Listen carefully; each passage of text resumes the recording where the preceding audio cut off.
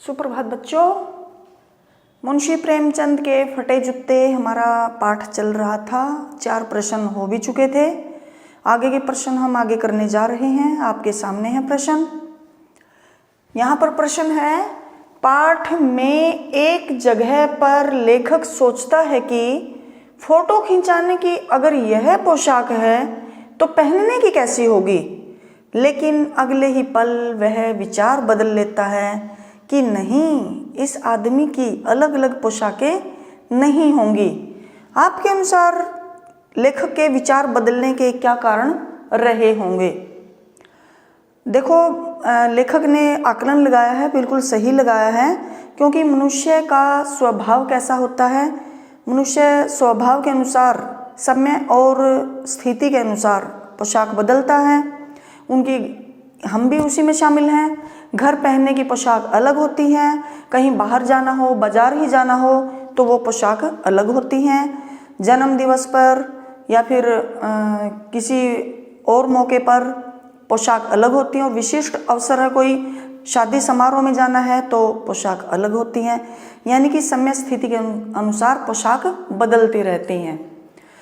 और यहाँ पर उसने देखा कि मुंशी प्रेमचंद ने एक विशिष्ट अवसर पर यानी कि फोटो खिंचाते समय साधारण सी पोशाक पहनी हुई हैं, तो उनकी उस साधारण सी वेशभूषा पर उनकी नज़रें अटक गई और वो सोचने लगे कि इनकी अगर इस अवसर की ये पोशाक है तो आम जीवन में यानी कि प्रतिदिन अपनी दैनिक जीवन में कैसी पोशाक पहनते होंगे। तो यह उनके मन में विचार उत्पन्न हुआ, प्रश्न उत्पन्न हुआ, और फिर तुरंत ही अपनी बात से वो बदल भी गए। एकदम से उनको क्या एहसास हुआ बेटा कि नहीं नहीं, मेरा सोचना गलत है। लेखक ने ऐसा सोचा कि यह उन लोगों में से नहीं है जो दिखावे में विश्वास करते हैं। यह तो वो शख्सियत है, वो महान शख्सियत है जिनकी मतलब जो जैसा अंदर से है वैसा ही बाहर से है। अंदर बाहर यानी कि इनमें किसी प्रकार का कोई परिवर्तन नहीं है इनके स्वभाव में। ये तो जैसा अंदर से है वैसा ही बाहर से है, यानी कि वास्तविक जीवन शैली जीने वाला व्यक्ति है। आडंबर में, दिखावे में इनका विश्वास नहीं है। जैसी करनी वैसी ही कथनी है इनकी, यानी कि इनका जीवन पारदर्शी है और आडंबर से दूर है। तो एकदम से इस प्रकार का विचार उनके दिमाग में कौंधा और वो मतलब समझ गए कि ये उन लोगों में नहीं है। अगला प्रश्न है, आपने यह व्यंग्य पढ़ा, इसे पढ़कर आपको लेखक की कौन कौन सी बातें आकर्षित करती हैं? देखो, जो हरिशंकर परसाई हैं ये स्पष्ट वक्ता हैं। इन्होंने इसमें मुंशी प्रेमचंद के फटे जूते इसमें अपनी बात कहने के लिए व्यंग्य को माध्यम बनाया है, यानी कि व्यंग्यात्मक शैली उन्होंने रखी है। उन्होंने मुंशी प्रेमचंद के व्यक्तित्व को, उनके मतलब जीवन शैली को हमारे सामने प्रस्तुत किया, यानी कि उनसे रूबरू करवाया है, उनके बारे में परिचय दिया है, और विभिन्न उदाहरणों के माध्यम से अलग अलग तरह के उदाहरण देकर उन्होंने अपनी जो वो लेखन शैली है उसको और रोचक बना दिया है। और वो मुंशी प्रेमचंद के तो मतलब उनके बारे में तो उन्होंने व्यंग्य रखा ही है, लेकिन स्वयं के बारे में भी उन्होंने स्वयं को भी व्यंग्य से दूर नहीं रखा है, अलग नहीं रखा है।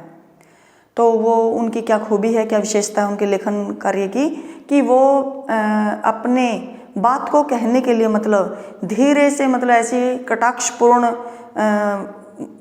बात रखते हैं, ऐसी चुभती हुई यानी कि तिखे तरीके से प्रहार करते हैं कि पढ़ने वाला जो पाठक वर्ग है वो उस तथ्य के बारे में सोचने पर मजबूर हो जाता है। यानी कि ऐसी प्रभावशाली उनकी लेखन शैली है, तो वो झकझोर देती है बिल्कुल। अगला प्रश्न है, पाठ में टिल्ले शब्द का प्रयोग किन संदर्भों को इंगित करने के लिए किया गया होगा?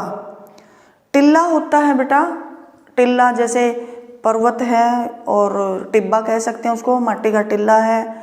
यानी कि यहाँ पर टिल्ला किसी भी प्रकार का हो, अगर नदी के बीच में टिल्ला है तो नदी के प्रवाह को वो उसमें रुकावट पैदा करता है। अगर मार्ग में आ जाए कोई टिल्ला या फिर कोई भी बड़ा पत्थर तो हमारे मार्ग में मतलब आगे बढ़ने में रुकावट उत्पन्न करता है। तो यहाँ पर जिस टिल्ले की बात हो रही है वो किस प्रकार का टिल्ला है? वो सामाजिक बुराइयों से भरा हुआ है। अनेक सामाजिक बुराइयां उसके अंदर ठूस ठूस के भर दी गई हैं, परत पर परत चढ़ी हुई है बुराइयों की। और वो कैसे है कि सदियों से मतलब लोग उन जो सामाजिक कुरीतियां हैं उनको ढोते चले जा रहे हैं, निभाते चले जा रहे हैं। कोई भी उनका विरोध करने की क्षमता नहीं रखता है, बस उनको मतलब लादे चले जा रहे हैं उस भोज को। और उन बुराइयों को देने वाले कौन हैं? उनके निर्माता। उस टिल्ले का निर्माण किसने किया है? कि जैसे मुंशी प्रेमचंद के समय में जैसा देश काल वातावरण था उसका मतलब यथार्थवादी चित्रण उन्होंने खींचा है। तो उस वक्त ये जो टिल्ला है इसका निर्माण करने वाले कौन लोग रहे होंगे? कि पंडित है, पुरोहित है और साहूकार है, पूंजीपति है।